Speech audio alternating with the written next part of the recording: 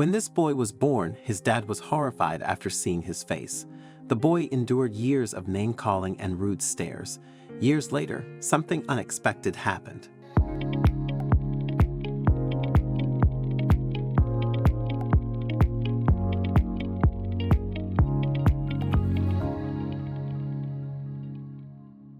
Magda Newman endured an exhausting 17-hour labor, eagerly awaiting the arrival of her precious baby. Weary and drained, all she wanted was to hold her newborn son in her arms. However, her heart sank when the doctors hesitated to hand her the baby. Their uneasy expressions spoke volumes, and Magda's instincts told her something was wrong. The absence of her baby's cries only deepened her fear, and a sense of dread began to take hold. The doctors swiftly carried her newborn to another room as additional medical staff hurried in to assist. Magda found herself alone in a room so quiet it felt deafening. Her mind raced with worst-case scenarios, even fearing that her baby might not have survived. Desperation set in as she repeatedly asked the medical staff rushing past her for answers, begging to see her child. Yet no one spoke a word to her. Instead, the doctors chose to first deliver the unimaginable news to Magda's husband, Russell Newman. Instead of receiving the joyful congratulations one would expect upon the arrival of a newborn, Russell was shown a spine-chilling medical textbook. What he saw was beyond his worst nightmares, a haunting image of a teenager with Treacher-Collins syndrome, a rare congenital craniofacial disorder that affects only 1 in 50,000 people in the United States. Russell was left utterly speechless. Overcome with horror, in a trembling voice, he mustered the courage to ask the question that haunted his very soul. "Are you telling me that my baby has this condition?" he asked, and unfortunately, the doctors nodded their heads in agreement. As if that weren't enough, the little boy was also struggling to breathe. Amid the chaos, doctors fought desperately to save the fragile newborn, while Russell clung to hope, praying for his child's survival.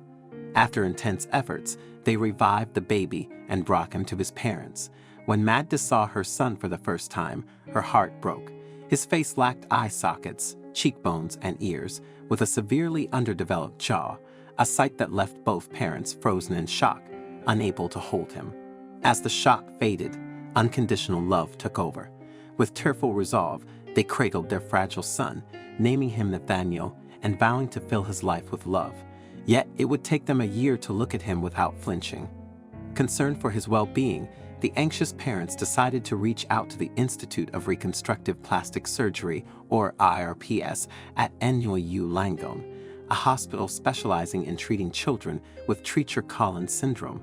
The couple left them a message, and they soon received a call from Shelley Cohen, a speech and language therapist. Russell was stunned when Shelley called, exclaiming, "Congratulations," with genuine joy, the first time someone celebrated their baby boy. Shelley reassured Russell and Magda that their son would live a long and joyful life, and the couple clung to those words. Nathaniel spent his first month in the NICU at NYU Langone, and his parents were heartbroken the entire time. One day, while watching the Grammys at the hospital, they heard Christina Aguilera sing Beautiful. It felt like the song was meant for them. Moved by the lyrics, Magda and Russell visited Nathaniel in the NICU, held him close, and cried tears of joy. At that moment, they knew he was a perfect addition to their lives, with a bright future ahead. Nathaniel endured over 10 surgeries within his first year, all aimed at improving his life. However, one of the most challenging aspects for Magda and Russell was dealing with the cruel opinions of others about their son. No one seemed to appreciate Nathaniel's uniqueness, and not a single compliment came their way. Magda and Russell were consumed by worry, fearing that their son Nathaniel would face loneliness due to his physical appearance. In their quest to ensure his happiness, they made a courageous decision to have another child who would embrace Nathaniel with unconditional love. Yet uncertainty lingered in their hearts. Were they making the right choice? The couple were worried that their second child would also be born with Treacher-Collins syndrome. The Newmans faced a 50-50 chance of their second child also having Treacher-Collins syndrome. To quell their anxieties, they underwent numerous tests, leaving no stone unturned. Their every effort was dedicated to safeguarding their unborn baby from inheriting the same syndrome that defined Nathaniel's life. Finally, the day arrived when they joyfully welcomed their son Jacob into the world. The little boy was born without the condition. Nathaniel and Jacob grew quite close. Nathaniel was glad to have his younger brother by his side. Unfortunately, this didn't bring him any less trouble. Eventually, Nathaniel became conscious of his appearance. He became aware of the fact that children were terrified of him and would stare and scream whenever they saw him. When he turned 6, he attended a birthday party and someone called him a monster. Nathaniel's self-esteem suffered a huge blow as a result. He would lock himself indoors, refusing to come out. For a while, he was forced to live with what others said about him and how everyone else seemed to view him. Nathaniel had gone through 54 surgeries by the time he had turned 11. It was tough, but that wasn't the worst part. The cruel comments and bullying at school were the worst part, forcing him to switch schools repeatedly. Before each transition, Nathaniel would send letters to his future classmates, a humble attempt to prepare them for his appearance. Yet even with this preemptive gesture, his peers found ways to inflict further pain. They would send mean letters to him, asking him to leave and never return. Nathaniel was stuck in a world that only cared about looks, and he felt weighed down by how he looked. But then, something big was about to happen that would turn his life upside down. It came in the form of a movie called Wonder.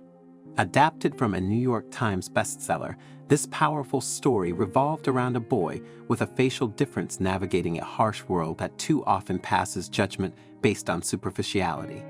As Nathaniel watched this tale unfold, something within him shifted. Nathaniel credited its wonder as a catalyst, a spark that ignited his own courage. It also changed the way children react to him. They seemed to relate to him more and be less shocked when they saw him for the first time. But it was not just the film that kindled his transformation. His mother's unwavering support greatly helped them.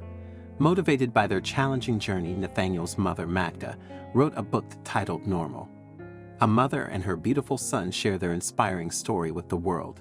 Nathaniel also told his story in his own words through his book, Normal, One Kid's Extraordinary Journey. In it, he shares his experiences and personal perspective. Determined to take back control, Nathaniel chose to no longer let others judge or look down on him. Instead, he embraced self-love and celebrated every part of who he is, spreading his message through both his book and his motivational speaking engagements. Nathaniel set out to help other children embrace their facial conditions and find the courage to celebrate their uniqueness. Today, he proudly declares that he is not normal and believes no one truly is. By embracing what makes him different, Nathaniel promotes acceptance and individuality. He is confident that if everyone were the same, the world would lose much of its beauty. Nathaniel continues to inspire others by sharing his journey and raising awareness about Treacher-Collins syndrome. He strives to encourage people to embrace themselves and live fulfilling lives, regardless of their appearance. His parents remain his greatest source of strength, always supporting him in leading a life that celebrates his uniqueness. With the love and encouragement of his friends, family, and loved ones, Nathaniel has grown far beyond the boy who was once bullied and underestimated. Today, he stands as a voice for the voiceless and a beacon of hope for the hopeless. I'm really keen to know your thoughts on this story, so please don't hesitate to share your insights in the comments section below. If you enjoyed this video and found it engaging, I invite you to subscribe to our channel for more similar content. Feel free to share this video. Take good care of yourselves, and I'm excited to connect with you in our future videos.